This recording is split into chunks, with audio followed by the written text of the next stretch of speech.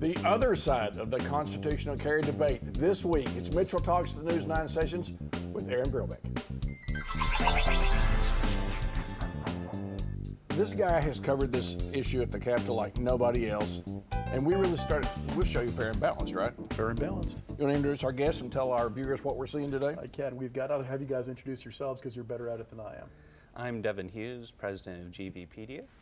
And I'm Audrey Burrow, a local group leader for Moms Demand Action here in Oklahoma. And what we're going to be talking about today is it's not constitutional carry, it's permitless carry. And there's a difference. Constitutional carry is across the board. As long as you're 18 years and older and don't have a felony, you can carry without a license, without training. 99% of the media says constitutional carry, though, right? Right. And it's a pretty common mistake. This is permitless carry, so there's some exceptions to it. So, for example, you're still not able to carry in the Capitol. You won't be able to carry into police stations. Can't carry on universities. And they've written in a few different places where you can't carry into the bill. And let's talk about that first, if you guys don't mind. What are your thoughts on that? I mean, obviously you guys are opposed to permitless carry, but let's take it as far as what this particular bill entails. Right. You want to take that? Or? This particular bill, like you said, it doesn't allow for carry into some private businesses or college campuses, unlike the bill last year. And I think the intention behind that was to get the business community and education community off the backs of the opposition for this bill.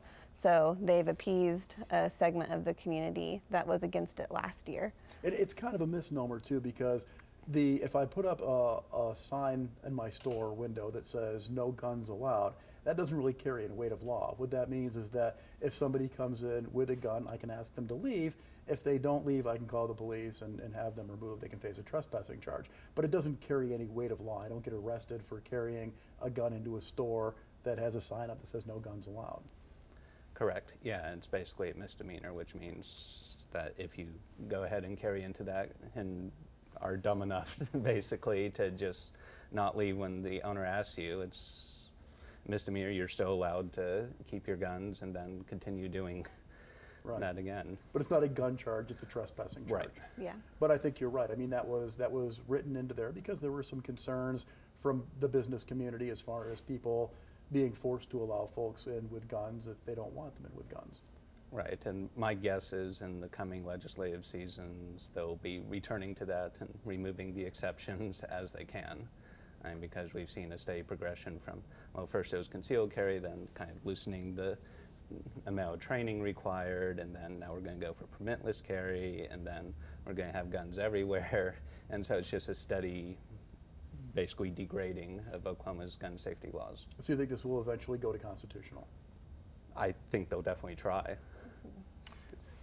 Let me ask you guys to help us understand your stake in this. I mean, we had the gentleman from OK2A a couple of weeks ago.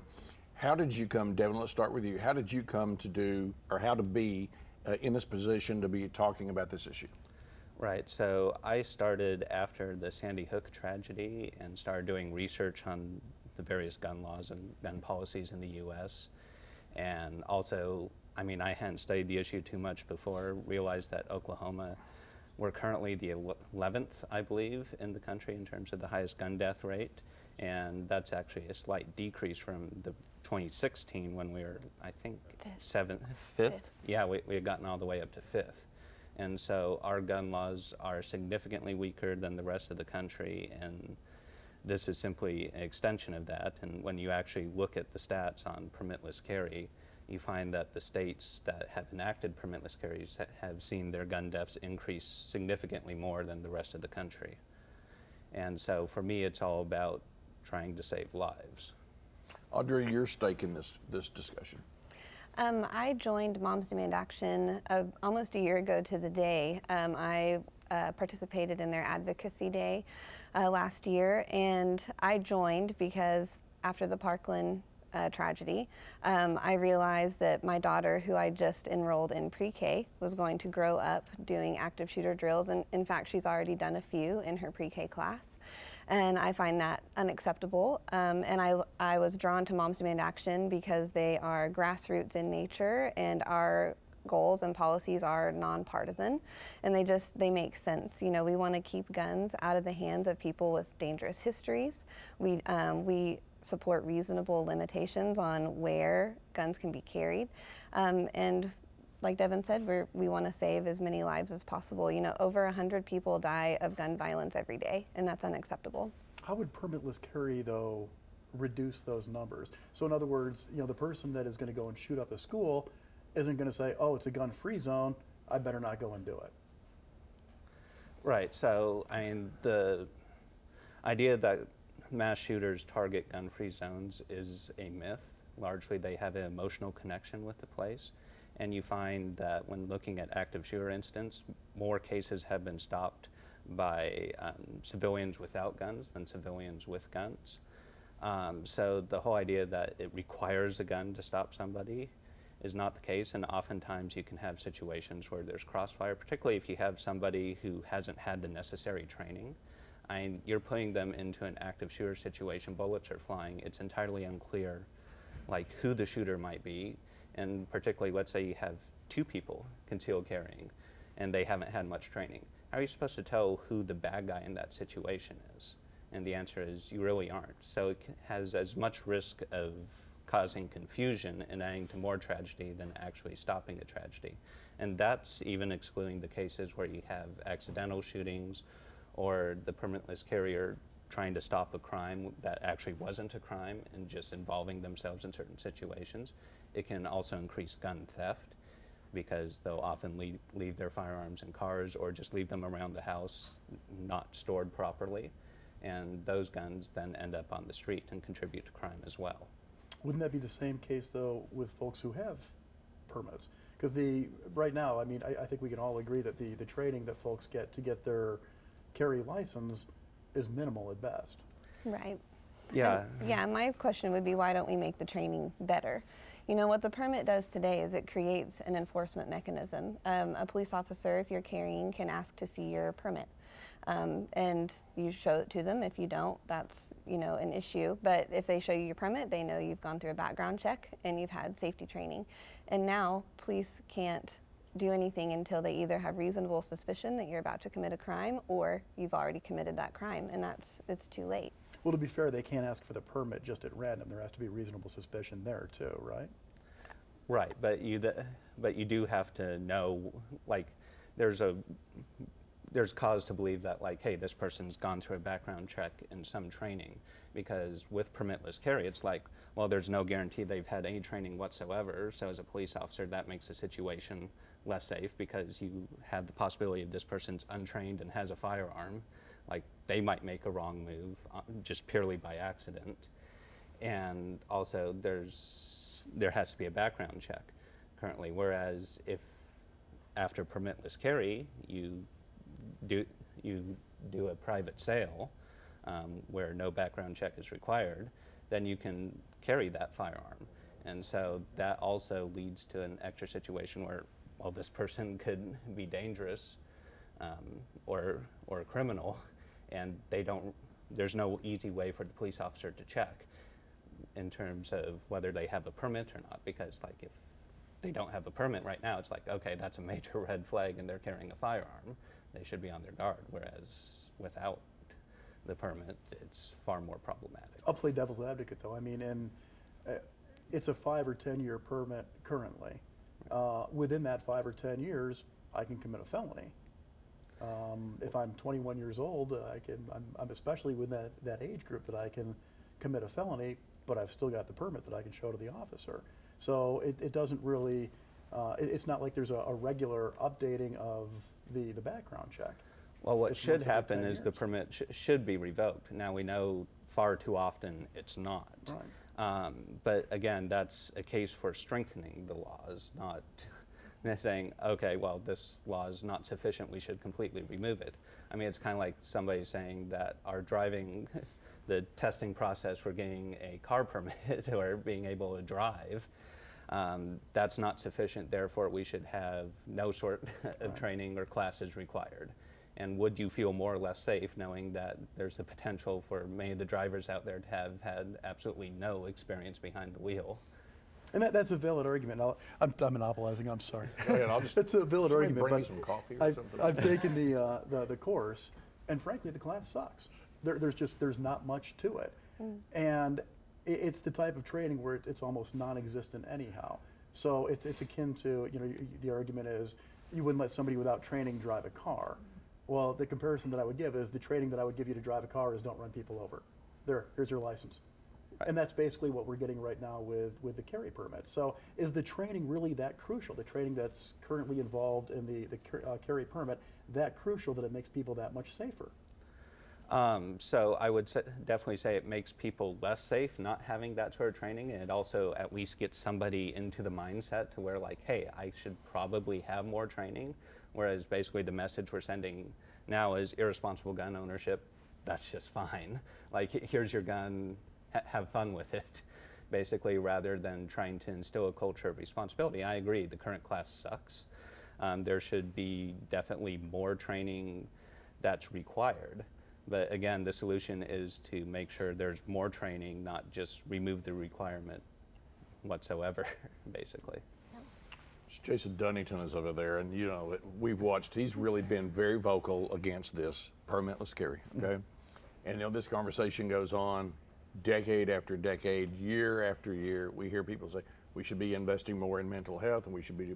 It never ever happens. It never happens. Okay, I mean, it's a punchline for the media and politicians, and then the next tragedy comes along and people forget about it. And let me ask you about the politics of this, and you know where this train is going. If I ask Dunnington, is this bill going to wind up law in Oklahoma?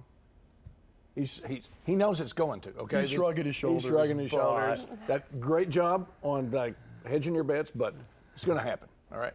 So my question to you is, where do we take this conversation?